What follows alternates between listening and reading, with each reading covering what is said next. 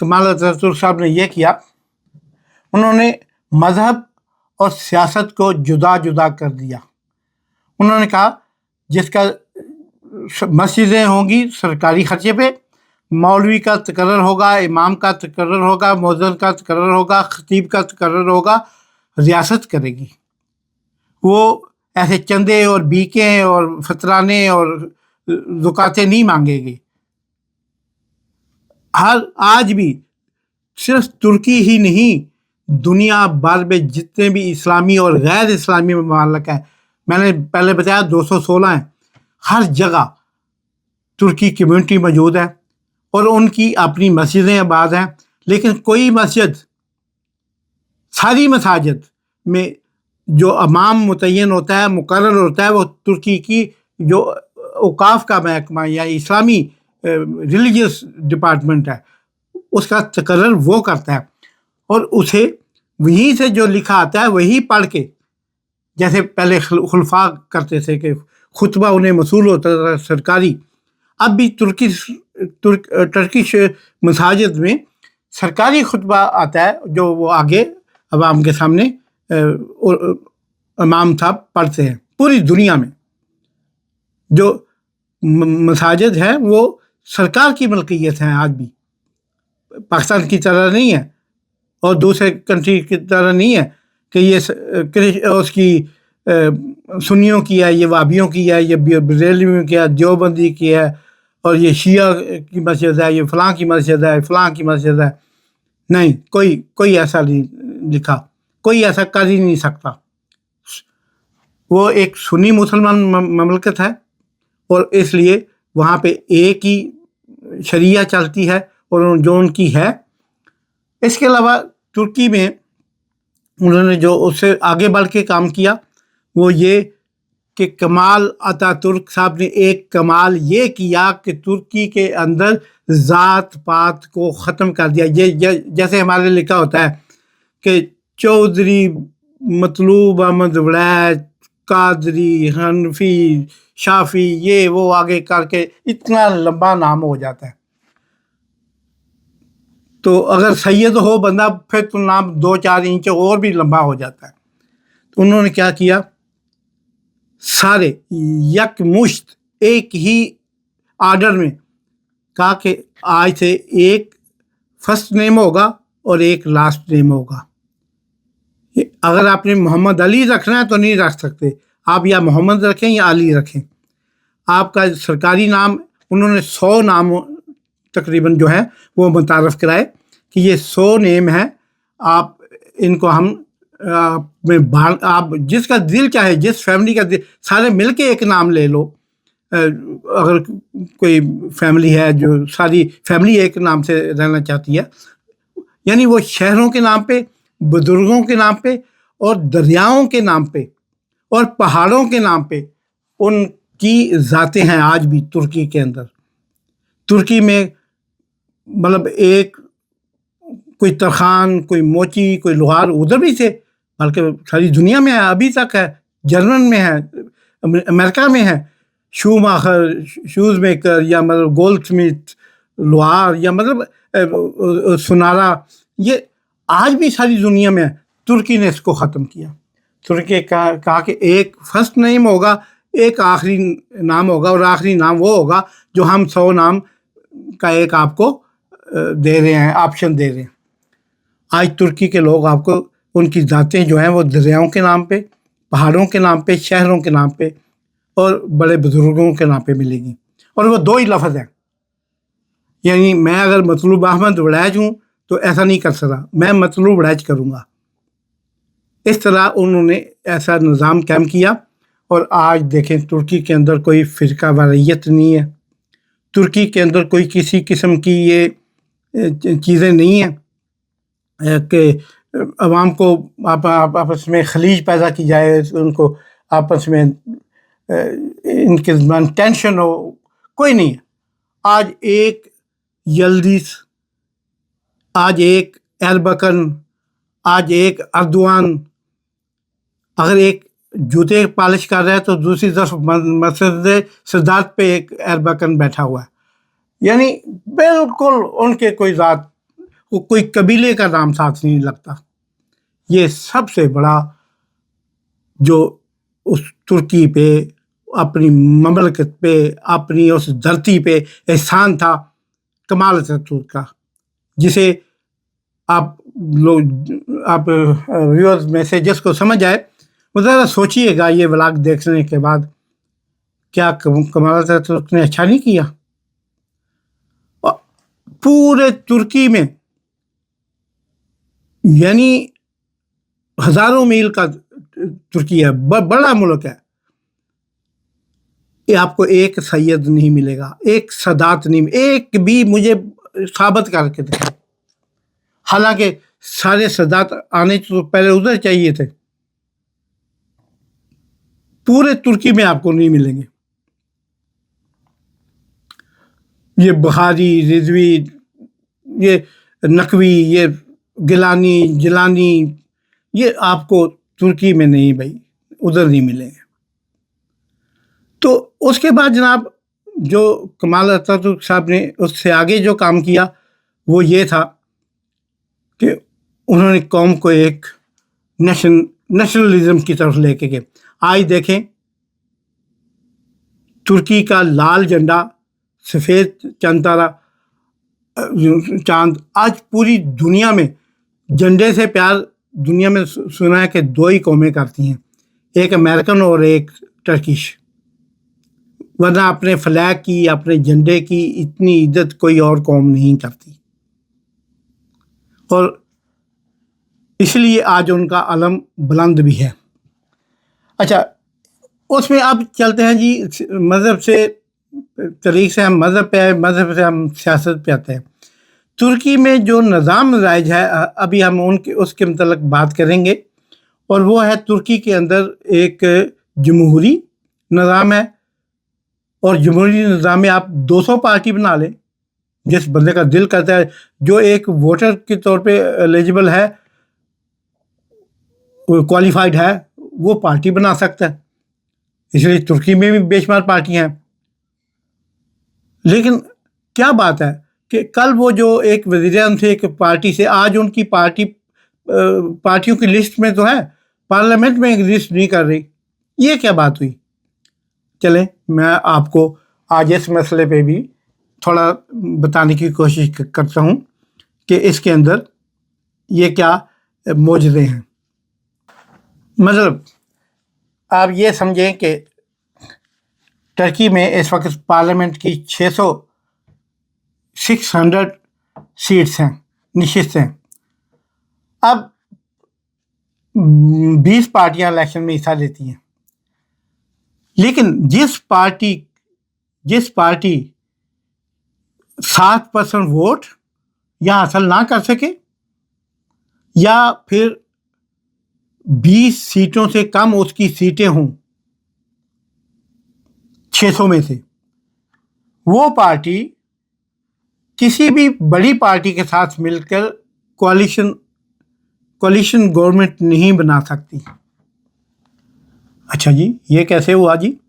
وہ اس طرح، وہ سمجھتا ہے کہ اگر کوئی ایسے کرے گا تو وہ بلیک میل کرے گا، جیسے پاکستان میں منظور بھٹو صاحب نے کیا، اور پھر کاف لیگ نے بعد میں کیا، اور مسلم دور میں پیپل پارٹی خاص طور پہ ان کا نشانہ بنتی رہی ہے ماضی قریب اور بعید میں.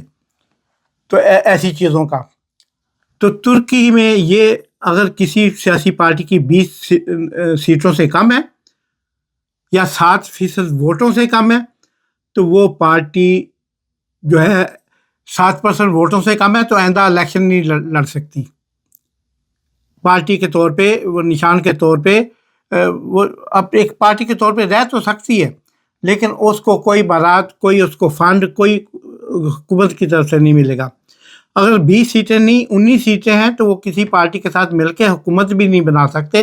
ہاں، اسے اس پارٹی کو سپورٹ، اپنا ووٹ صرف دے سکتے ہیں، لیکن اس کے بدلے میں ایک کلرک کی نوکری بھی نہیں لے سکتے. یہ بھی ایک اس کی خوبی ہے، اس سسٹم کی، ترکی کے سسٹم کی. اچھا جی، اس کے بعد کیا ہوتا ہے؟ میں دیکھتا ہوں کہ مدام تانسو چیلر تھی وزیر اعظم، محترمہ بینظیر بھٹو کے بعد دنیا کی دوسری خاتون وزیر اعظم بنی، مسلمان خاتون وزیر اعظم. آج ان کے کوئی پتہ نہیں ہے. مسعود جلمان صاحب تھے، ان کا کوئی پتہ نہیں ہے. تو اس طرح یہ جو اس وقت پارلیمنٹ میں ٹوٹل 600 سیٹوں میں سے طیب اردوان کی پارٹی ہے اک پارٹی، اک پارٹی جو ہے یہ اس کی ٹوٹل جناب اس کے ہیں یہ ہے جسٹس اینڈ ڈیولپمنٹ پارٹی، اک پارٹی.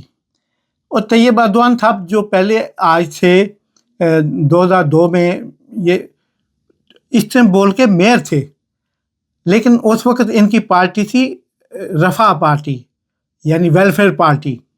وہ ترکی کی جماعت اسلامی سمجھ لیں. اربکن صاحب اس کے پریزیڈنٹ تھے اور وہ وزیر اعظم بھی تھے. تو انہوں نے اس پارٹی کے یہ میں شامل ہوئے اور پھر انہوں نے استنبول کے لیے بلدیاتی الیکشن میں ان کو میئر کھڑا کیا اور یہ جیت گیا. یہ ان کی بس پھر ادھر سے کام شروع ہوا. بعد میں انہوں نے اپنی خود سے پارٹی بنا لی جس کا نام وہ کنزرویٹو نہیں تھوڑا رکھنا چاہتے تھے کہ اس وقت دور نہیں تھا کنزرویٹو کا، یعنی رجت پسندی کا یا مذہبی رجحان کا. تو اس وقت انہوں نے وہ پارٹی بنا کے تو اس کے پلیٹ فارم سے الیکشن لڑا اور آج دیکھیں. تو وہ جناب اس کے بعد رجب طیب اردوان کی پارٹی جو ہے اک پارٹی، اس کی اس وقت پارلیمنٹ کی 600 سیٹوں میں سے 272 سیٹیں ہیں. حکومت بنانے کے لیے انہیں 301 سیٹ چاہیے، لیکن انہوں نے D E M equity democracy party جس کے حاتم اولو ہیں سربراہ، اس کے ساتھ مل کے ان کی 47 سیٹیں، ان کے ساتھ مل کے کوalition بنا لی. اور ایک دوسری جماعت ڈی ایس پی کی ایک سیٹ ہے اور ایم ایچ پی پارٹی ہے خلق پارٹی، اس کی 4 سیٹیں ہیں. ان کے ساتھ مل کے انہوں نے ایک کوalition گورنمنٹ بنا لی. 324 سیٹیں ابھی ان کے پاس ہیں، جبکہ ان کے سب سے قریبی جو رائیول ہیں وہ جو ان کے مخالف ہیں جن کا آج کل ان کے ساتھ رولا چل رہا ہے، اکرم امام اولو. یہ امام اولو یہ نسل ادھر سے چلی ہے، منگولوں سے، مغلوں سے ہی، جو بیگ اور کہلاتے تھے. ازبیکستان، امام بخاری، وہ سارا وہی نسل آگے چل کے مغل اور ترک میں کنورٹ ہوئی ہے ساری. تو اس پارٹی کے ساتھ مل کے انہوں نے بنائی اور ایک سیٹ ڈی ایس پی بھی ان کے ساتھ ملی ہے. انہوں نے اس کے بدلے میں کچھ نہیں مانگا. 4 سیٹوں والوں نے، 1 سیٹ والوں نے کچھ نہیں مانگا، صرف اس کا حصہ بنے. ووٹ تو اپنی مرضی سے کسی بھی کو بھی دے سکتے ہیں. تو اس طرح وہ جو پارٹی ان کے قریبی پارٹی تھی جے ہے پہ جمہوریت خلق پارٹی، یعنی اسے ترکی میں یا انگلش میں، ترکی سے انگلش میں اس کا ترجمہ کیا جائے تو ہم پہلے بھی اس کو جانتے ہیں، اسے ترکی کی پیپلز پارٹی کہا جاتا ہے انگلش میں. اس پیپلز پارٹی کی 134 سیٹیں ہیں پارلیمنٹ کے اندر، سوری 234 سیٹیں. تو وہ جناب اب مقابلہ سخت تھا. تو اس طرح یہ جو اکرم امام اولو کی پارٹی ہے بڑا ٹف ٹائم دے رہی تھی. پچھلے بلدیاتی الیکشن میں انہوں نے 9 بڑے شہروں، استنبول، انقرہ، ازمیر، ادنا، بڑے بڑے شہروں میں انہوں نے اپنی گورنمنٹ یعنی بلدیاتی گورنمنٹیں بنائیں. میئر ان کے منتخب ہوئے، ناظم یا چیئرمین کہہ لیں ان کے منتخب ہوئے. اور اس طرح انہوں نے بڑا ٹف ٹائم دے رہے تھے صوبائی سطح پر یا بلدیاتی سطح، کیونکہ بلدیاتی نظام ہے ترکی میں، بہت مضبوط قسم کا بلدیاتی نظام ہے. اس لیے گورنمنٹ کے پاس زیادہ کچھ کرنے کو نہیں ہوتا، ایم این اے کے پاس زیادہ کچھ کرنے کو نہیں ہوتا. انہوں نے پھر اس کو جو ہے وہ اس سسٹم کو مضبوط کیا ہے. اور جناب اب وہ میئر بنے ہیں اکرم امام اولو. اب انہوں نے ان کو ٹف ٹائم دینا شروع کیا اور پھر چند دن پہلے ان کی پارٹی CHP یعنی خ کی واد دیتا ہے ٹرکش میں، خلق جمہوری جیم کی بات بھی دیتا ہے اور ہیب کی بھی، جمہوری خلق پارٹی. اب جناب انہوں نے جو ہے وہ اس میں جمہوری خلق پارٹی اب چاہ رہی ہے کہ انہوں نے اناؤنس بھی کر دی. اب میں یہاں یہ بیان بھی کرنا چاہوں گا کہ ترکی کو کردوں سے، ایران کو کردوں سے، آذربائیجان کو کردوں سے، شام کو کردوں سے، عراق کو کردوں سے بہت پرابلم ہے ان کے ساتھ. ایک ایسی کرد ایک ایسی قوم ہے جو 5-6 ملکوں میں آباد ہے مگر ایک مملکت چاہتے ہیں. اب کوئی ملک بھی اپنا پارٹ اس کو دینے کو تیار نہیں ہے. اس لیے ترکی کے جو سب سے بڑے کرد لیڈر ہیں عبداللہ اجلان، وہ اس وقت وہ گرفتار ہیں. پچھلے کچھ سالوں سے وہ اندر ہیں. پہلے ان کی پارٹی مزاحمت پہ اتر آئی، انہوں نے ترکی کو بہت ٹف ٹائم دیا. دھماکے ابھی پچھلے دنوں بھی ایک استنبول میں دھماکہ ہوا، آپ نے سنا شاید، تو اس میں بے شمار ہزاروں لوگوں کی جانیں گئیں. وہ خود کلیم کرتے ہیں کہ ہمارے 40,000 کرد جو ہیں مجاہد وہ ابھی تک اس میں مرے ہیں. تو لیکن وہ عبداللہ اجلان اس وقت پابند سلاسل ہیں پچھلے 10-12 سال سے، کچھ عرصے سے. ابھی ان اور عراق کے جو کرد رہنما ہیں اور ایران کے وہ جناب مسعود برزانی اور جلال طلبانی وہ فوت ہو چکے ہیں. جلال طلبانی اور مسعود برزانی صاحب سے میری اور پاکستان کے سابق اولمپئن اور پاکستان پیپلز پارٹی کے رہنما قاسم جا کی اور ہماری خصوصی ملاقات ان سے ہوئی. شہید محترمہ بینظیر بھٹو کا خصوصی پیغام لے کے ہم ان کے پاس گئے. تو وہ بھی وہ بعد میں وزیر اعظم بنے کردستان کے، جو ایران کے اندر ہے، جو ابھی حصہ انہوں نے کردستان صوبے کے طور پر اٹانومی دی ہے اس کو. تو وہ جناب اس طرح ترکی کی یہ بھی ایک پرابلم ہے. ترک کردوں کو کرد ماننے کو تیار نہیں کہتے کہ جو ترکی کے اندر رہتا ہے وہ ترک ہے. اب اسی طرح عراق والے صدام حسین کی بھی یہی بات تھی، بشار الاسد کی بھی یہی بات تھی، تو حافظ اسد کی بھی یہی بات تھی، وہ نہیں مانتے. تو یہ ایک پھڈا ہے ادھر. اب جناب سیاست کی طرف پھر آتے ہیں. ترکی نے بھی ہماری طرح ایک وزیر اعظم کو پھانسی دی، عدنان مینڈرس کو. فوج نے بغاوت کر کے اقتدار پہ قبضہ کیا اور عدنان مینڈرس وزیر اعظم سے ان کو پھانسی دی. ذوالفقار علی بھٹو اس وقت پاکستان کے وزیر خارجہ تھے، وہ گئے ادھر، اس کی رحم کی درخواست کی. اور کیا پتا تھا کہ آج رحم کی درخواست کرنے والا کل اپنے ملک کے اندر ایک مارشل لا کے تحت شکار ہو کر، ایک ڈکٹیٹر کا شکار ہو کر پھانسی پہ چڑھ جائے گا. یہ قدرت کے فیصلے ہیں. یہ بہت سوچنے والی بات ہے. اس لیے میں کہتا ہوں کہ آج کے ڈکٹیٹر بھی یہ سوچیں کہ کل کے ڈکٹیٹر کا جو فضا میں بھی بکھر گیا کیا حال ہوا. ایک دبئی کے ہسپتالوں میں رینگتا ہوا چلا گیا، کیا حال ہوا. سوچیں ذرا. باقی رہ نام اللہ دا، اس تو اگے تے گل کو نہیں. وہ جناب عدنان مینڈر صاحب اس طرح گئے، ہمارے ذوالفقار علی بھٹو صاحب اس طرح گئے. ان کی ہماری خاتون وزیر اعظم بنی دنیا کی، اسلامی دنیا کی پہلی، بینظیر بھٹو. ان کی مدام تانسو چلر، پھر مسعود یلماز ان کے بنے، ترگت اوزال بنے، کنان ایورن بنے. کنان ایورن ڈکٹیٹر تھے. تو اس طرح بڑا کچھ جو ہمارا ان کے ساتھ مشترکہ ہے. اب یہ پرابلم چلی ہے. اب اس کے پیچھے کون پیسہ لگا رہا ہے، کیا ہو رہا ہے. ترکی کے اندر بھی بہت سی مذہبی رجت پسند قوتیں بھی ہیں، لبرل قوتیں بھی ہیں، جن کے اندر ایک زمانے سے جنگ جاری ہے اندرونی طور پہ.